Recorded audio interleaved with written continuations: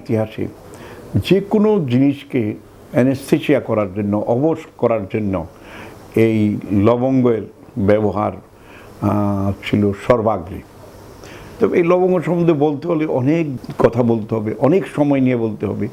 আরও বলবো ভবিষ্যতে, এই 16 বছর যাবৎ বলে আসতেছি, আরও বলবো আপনাদের উপকারের জন্য। আমি এই জিনিসগুলোকে সহজ করে করেই বলবো।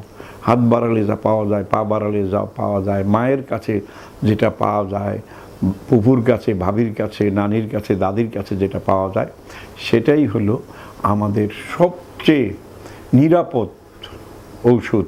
নিম পাতা, আম পাতা, কচি পেয়ারা পাতা, যে কোনো চর্মরোগ ভালো করতে পারে। কচি পেয়ারা পাতা বাইটা লাগাই দিলি সেখানে সেই রোগটা ভালো হয়ে যাবে, যে কোনো চর্মরোগ।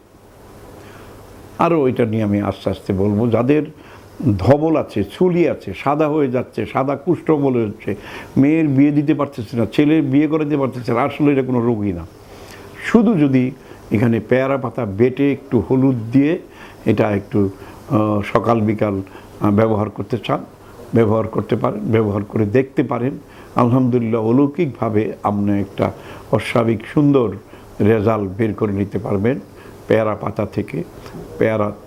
পেঁপে পাতা থেকে, পেঁপে পাতার কষ, পেঁপের কষ, পেঁপের ডগার কষ, পেঁপের গাছের কষ, শালের কষ, শিকড়ের কষ, সবগুলোর সাদা কষই এই ধবল চুলি, ধবল কুষ্ঠের একটা মহা ঔষধ। নিজে নিজে গবেষণা করে নিজের উপরে আপনি আস্তে আস্তে ব্যবহার করতে থাকেন, আলহামদুলিল্লাহ একটা ভালো ফল আপনি অবশ্যই পাবেন।